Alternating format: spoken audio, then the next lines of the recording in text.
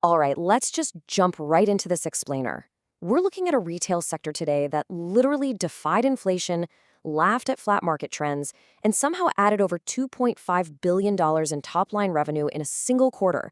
It's an absolutely fascinating story of how our changing consumer habits are completely reshaping the retail landscape. And honestly, it's happening right under our noses.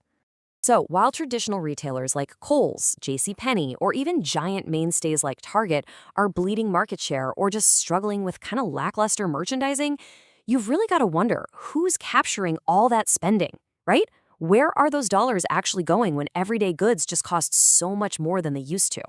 Well, the answer is the off-price sector. It is absolutely crushing the market right now. As pragmatic shoppers hunt for deals amid all this economic uncertainty and high inflation, they aren't just cutting back. No, they're actually redirecting their wallets. And they are redirecting them straight to the off-price giants. Today, we're framing this whole thing like a heavyweight matchup. Here's the agenda for the bout. First, we'll meet the contenders, then look at scale and revenue. Check out the growth rates, their expansion strategies, dive into the secret sauce, and finally, look at their Achilles heel. Let's get right into it. Round 1. Meet the contenders, the big three. Looking at our baseline stats for this matchup, we've got TJX as the undisputed Goliath of the group, boasting over 5,200 stores. Then we have Ross, the agile, super profitable runner-up with over 2,300 locations. And finally, Burlington comes in as the scrappy, fast-moving contender with just over 1,200 stores. Collectively, we're talking about over 8,700 locations, and man, they are all expanding aggressively this year. Moving into round 2, comparing revenue and scale.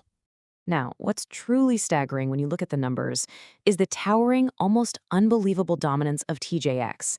I mean, with $14.3 billion in Q1 revenue alone, they're pulling in more than double what Ross makes and almost 5 times the revenue of Burlington. TJX, and remember, that includes TJ Maxx, Marshalls, and HomeGoods, is generating over $60 billion annually. They aren't just leading the sector. Honestly, they're practically a sector unto themselves. But hey, sheer size isn't everything in retail, right? Velocity matters. Which brings us to round 3, the growth momentum race. Okay, here is the plot twist. While TJX is the biggest, Ross actually posted an explosive 21% overall sales growth this past quarter. 21%. In a retail environment where most companies are fighting tooth and nail just to stay flat, a 21% leap is absolutely massive.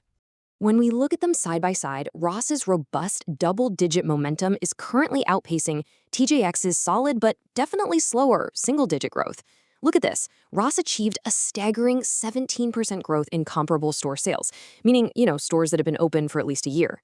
TJX posted a very respectable 6% in that same metric, but Ross, they are clearly accelerating at a blistering pace right now, just gobbling up an outsized chunk of this inflation-wary consumer market. So, with all this cash rolling in, how are they planning to sustain it? Let's check out round 4, expansion strategies, global versus domestic. The strategies split wildly here, and it's pretty fascinating. Because of its massive scale, TJX is aggressively planting flags globally. They're already in 10 countries, opening new stores in Spain, setting up joint ventures in Mexico, and even making strategic investments in the Middle East. On the flip side, Ross and Burlington, they are remaining laser-focused on conquering the domestic U.S. market. They clearly believe there's still plenty of room to penetrate underserved American neighborhoods, all without taking on the massive headaches of international supply chains. In fact, to give you an idea of TJX's sheer ambition, their management actually believes there's room for over 1,700 more stores just within their existing markets. They are pushing toward a massive long-term target of 7,000 global locations. They have the capital, they've got the logistics network, and they are leveraging every bit of it to widen that moat between them and the rest of the pack. Now, despite their different geographic targets, they all rely on the exact same weapon. Let's look at round 5, the shared secret sauce, or basically how they all win. The absolute crucial point here is something called opportunistic buying.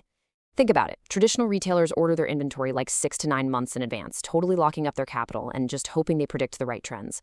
The off-price guys, they do the exact opposite. They keep their inventory super lean and act more like Wall Street floor traders, constantly hunting for immediate deals and scooping up brand name goods for 20 to 60% below regular retail prices.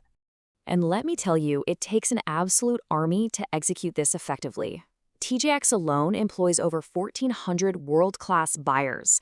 And these aren't your average retail buyers. We're talking about a highly trained squad constantly scouring a network of over 21,000 global vendors across 100 countries just to feed their stores. They literally have the cash on hand to step in and buy inventory instantly the second the market creates an opportunity. So how does this actually translate into that shopping experience you know and love? Well, their inventory basically comes from three main places: sweeping up department store cancellations when a rival backs out of a deal, taking on factory overproductions, and grabbing those end-of-season closeouts. Because this merchandise mix changes literally daily, it creates this incredibly addictive treasure hunt experience. You walk in and you never know what designer brand you might find on the rack, which creates a very real sense of urgency. It basically forces you to buy it right then and there because it probably won't be there tomorrow. However, no retail heavyweight is totally invincible. They do share one massive weakness. Our final round, the Achilles heel, their e-commerce vulnerability. Yep, the glaring weakness of the whole off-price model is the internet. Unlike competitors like Target, who, brilliantly use their physical stores as these highly efficient fulfillment hubs for like 97% of their digital sales, off-price retail has an incredibly weak e-commerce presence. To really put this in perspective, e-commerce represents just a meager 2% of TJX's massive total sales volume. Just 2%. The problem is, you just can't easily replicate the thrill of a physical treasure hunt online. Plus, shipping individual, deeply discounted items absolutely destroys their profit margins. So these giants are entirely dependent on opening more and more physical locations to grow. Their digital vulnerability basically means brick and mortar is their only real engine for expansion.